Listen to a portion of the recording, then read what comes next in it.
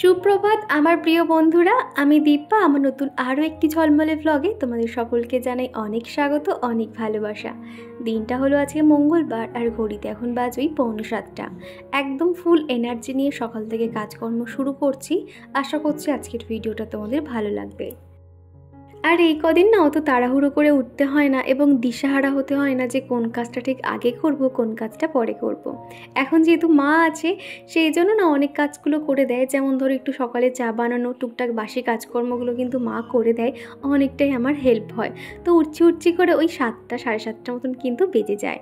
তো এখন উঠে আমি ব্রাশ করছি। চিকু আর চিকুর পাপা এখনও পর্যন্ত ঘুমোচ্ছে, আর মা উঠে ওদিকে বাসি কাজকর্মগুলো সেরে ওই পাশের বারান্দাতে মা একটু হাঁটাহাঁটি করছে। আমার মায়ের কিন্তু একটা অভ্যেস রয়েছে মর্নিং ওয়ার্কে যাওয়া এবং ইভিনিং ওয়ার্কে। প্রত্যেক দিন কিন্তু সকাল বিকেল একটু করে মা হাঁটতে বার হয়, আর এখানে তো সেরকম বার হচ্ছে না, শুধুই পাশের যে বারান্দাটা রয়েছে সেখানে একটু হাঁটাহাঁটি করছে আর কি। আর আমি প্রতিদিন কিন্তু এরকম ব্রাশ করার সঙ্গে সঙ্গে মুখটা ফেস ওয়াশ দিয়ে পরিষ্কার করে নিই। আর প্রত্যেক দিন রাতেই যেহেতু আমি নাইট ক্রিম মাখি সেই কারণে আজকে এখানে ফেস ওয়াশ ব্যবহার করছি। সোমিসের ক্যানের যে গ্রিন টি ফেস ওয়াশটা সেটাই কিন্তু ব্যবহার করছি। এটা কিন্তু আমি মাঝে করে ব্যবহার করতাম, আবার কিন্তু বন্ধ করে দিয়েছিলাম। তো এই যে স্কিনটা খুব সুন্দর করে পরিষ্কার করে নিয়েছি, তারপর কিন্তু সানস্ক্রিনটাও অ্যাপ্লাই করে নেব। আর এই বর্ষার ওয়েদারে দেখছি কম বেশি প্রত্যেকেরই প্রচুর হেয়ারফল হচ্ছে। সে আমরা যতই যত্ন করি না কেন, আমার কিন্তু আগে এত হেয়ারফল হতো না, আর এখন করে দেখছি প্রচুর হেয়ারফল হচ্ছে। যার কারণে একদিন পর পর আমাকে একটু মাথায় শ্যাম্পু দিয়ে নিতে হয়। শ্যাম্পু থাকলে কি হয়, আমার চুলটা কিন্তু অতটাও ওঠে না। তো আজকে ভাবছি আজকে তো শ্যাম্পু করতে পারলাম না, তবে বুধবার দিনকে শ্যাম্পু করে নেওয়ার চেষ্টা করব। আর এখন এই তো মা না কালমেঘ পাতার যে বড়ি হয় সেগুলো বাড়ি থেকে বানিয়ে এনেছি। কালমেঘ পাতা এত পরিমাণে তিতো, সেটা তো খেতে পারবো না। মা তো জানি যে মেয়ে কত অলস, এটা বেটেও আমি বড়ি বানাবো না, সেই জন্য মা সুন্দর করে বড়ি দিয়ে শুকনো করে এনেছে। তো সেগুলো এখন খেয়ে নিচ্ছি। তারপরে আমার আর মায়ের জন্য একটু লিকার চা বানিয়ে নিয়েছি। আর তোমরা কিন্তু সবসময় আমাকে দুধ চা বানাতেই দেখো, কেননা চিকুর পাপা আবার দুধ চা ছাড়া খেতেই চায় না। তো একটু আদা দিয়ে গরম গরম লিকার চা বানিয়ে নিয়েছি। সকালবেলায় বৃষ্টির ওয়েদারে কিন্তু খেতে বেশ ভালো লাগবে। তো এখন এই যে মার আর আমার জন্য চা বানিয়ে নিয়েছি, খানিকক্ষণ বসে খাবো, মা আর মেয়েতে খানিকক্ষণ গল্প করব, তারপরে বাকি কাজকর্ম। এখন যেহেতু চিকুর পাপা ঘুমোচ্ছে সেই কারণে। আর এদিকে পাশের দিকে যে মন্দিরটা দেখছো, কাজটা কিন্তু অনেকটাই হয়ে এসছে। অলরেডি সিঁড়িটাও কমপ্লিট হয়ে যাচ্ছে। আস্তে আস্তে কিন্তু মন্দিরটা এত সুন্দর হচ্ছে না, কি বলবো তোমাদের। আবার শুনছি এখানে কি না এবছর থেকে আর কি দুর্গাপুজো শুরু হবে।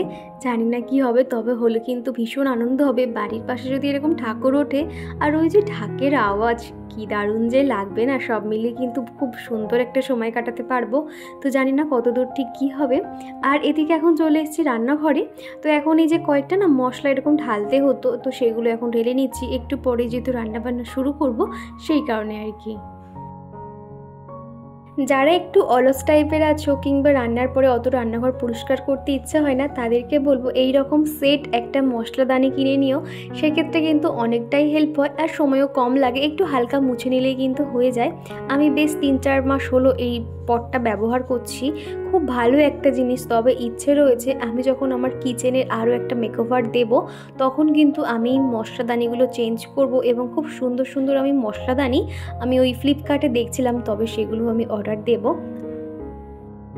আর এখন এই যে পোস্ত ঢালছি না তো মনে হচ্ছে সোনা ঢালছি। এত পোস্তর দাম বেড়ে গেছে, খেতেও যেন ভাবতে হয় দুবার যে কি করব, খাবো না দেখবো, এইরকম হয়ে গেছে। তো যাই হোক, ওদিকে পোস্তটাও ঢেলে নিয়েছি, সয়াবিন ঢালা হয়ে গেছে। আর এদিকে না চিনির যে পয়েন্টটা ছিল সেটাও বেশ খালি হয়ে এসেছিলো, এখন ভরে নিচ্ছি।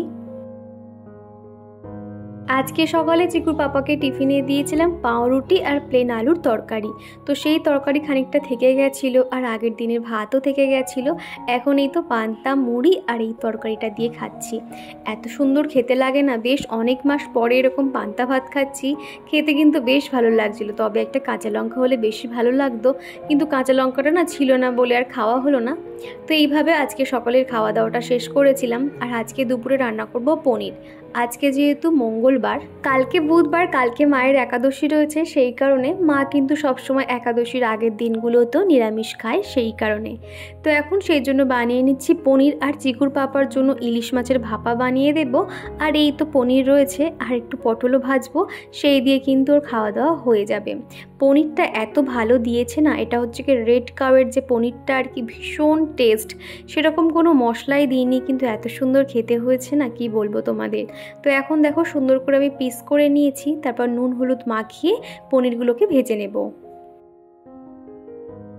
আর আগের দিনে আমার দিদি আমার জন্য একটা দুল পাঠিয়েছিল, শ্রীহরির একটা সিটি গোল্ডের দুল। সেটা দেখে তোমরা অনেকেই প্রশংসা করেছো যে দুলটা খুব সুন্দর হয়েছে।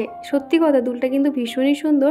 একটা সময় এই দুলটা কিন্তু অনেক ট্রেন্ডিংয়ে চলছিল, তো তখন তো আর বানাতে পারিনি, তবে এখনও বানাতে পারছি না, ওই সিটি গোল্ড দিয়ে চালিয়ে নিচ্ছি। যখন সময় সুযোগ হবে নিশ্চয়ই আমি এরকম সোনার একটা বানাতে পারবো। আমার মনে হয় ঈশ্বর আমাদের যতটুকু দিয়েছে ততটুকুতেই আমাদের সন্তুষ্ট থাকা দরকার, কেননা ভগবান জানে যে কার কতটা দেওয়া উচিত, কার কতটা দেওয়া উচিত নয়। তবে বলবো, আমাদের হাজব্যান্ডের ইনকাম অনুযায়ী যদি আমরা সেই রকম মাফিক সংসার চালাতে পারি, সেক্ষেত্রে কিন্তু কোনো রকম অসুবিধা হয় না। তবে যদি ঈশ্বর চান তো আমার স্বপ্নগুলো আমি পূরণ করতে পারবো। আর যেটা সবথেকে বেশি প্রয়োজন, তোমাদের সাপোর্ট।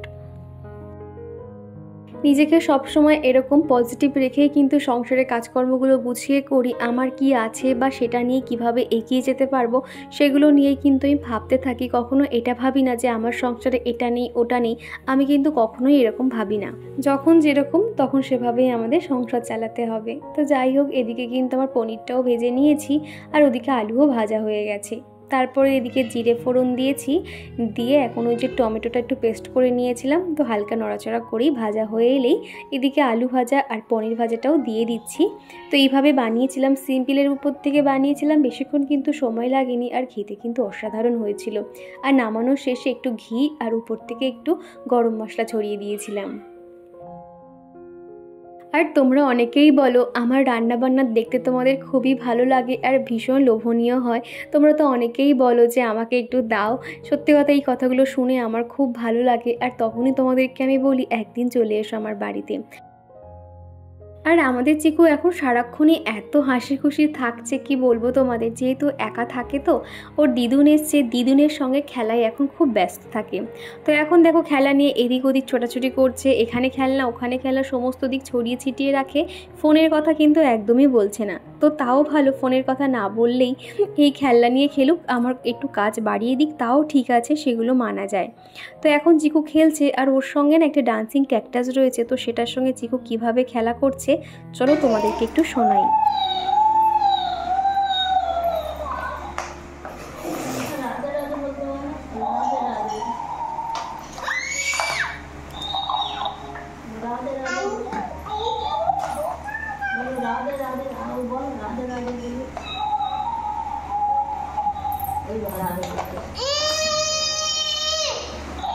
এ ভাবি বল, এবার রাধে রাধে।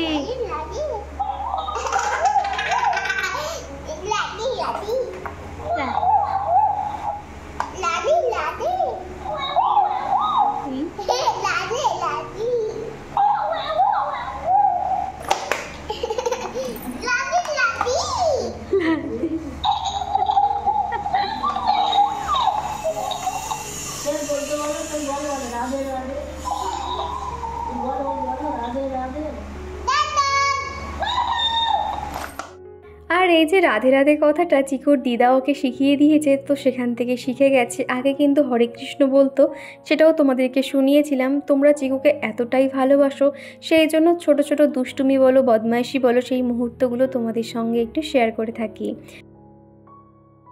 আর এখন এই তো চিকুর পাপার জন্য একটু ইলিশ মাছের ভাপা বানিয়ে নেব সর্ষে পোস্ত দিয়ে। প্রথমে কিন্তু আমাদের রান্নাবান্না হয়ে গেছে, আর যেহেতু চিকুর পাপা সে রাতে খাবে, আর আমিও এখন ইলিশ মাছটা ঠিক খাবো না, পনিরটা দিয়েই কিন্তু দুপুরে খাওয়া দাওয়া করে নেব।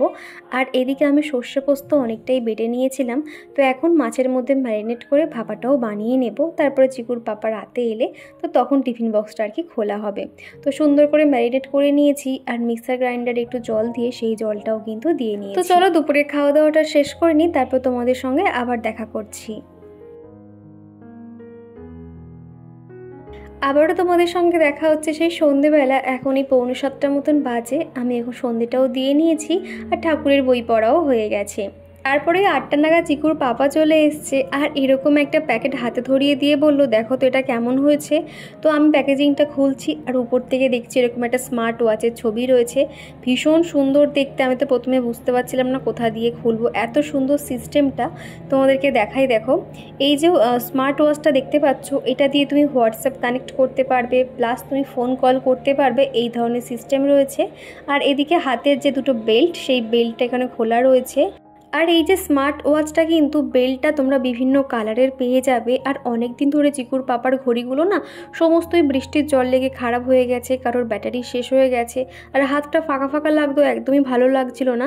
তো ওই জন্য বললাম তুমি আজকে আসার সময় তোমার জন্য একটা ঘড়ি কিনে এনো। তো ওটাই আর কেউ কিনে এনেছে। আর এই চার্জারটা এত সুন্দর সিস্টেম লাগছিল, আমি তো বারবার শুধু দোকানে দেখছিলাম। একটা চুম্বক সিস্টেম মতন রয়েছে আর কি। আর সকালে যখন চিকুর পাপা হাতে পড়েছিল বেশ ভালো লাগছিল। আর এদিকে এই চামচিকিটা দেখো আবার কোথা দিয়ে চলে এসছে। এই রাত হলে চামচিকিগুলোকে দেখতে পাচ্ছি। আর যাই হোক, অনেক কষ্ট এটাকে তাড়ানো হয়েছে। আর চলো আজকের ভিডিওটা বেশি বড় করলাম না, আজকের ভিডিওটা এই পর্যন্ত। আবারও দেখা হচ্ছে।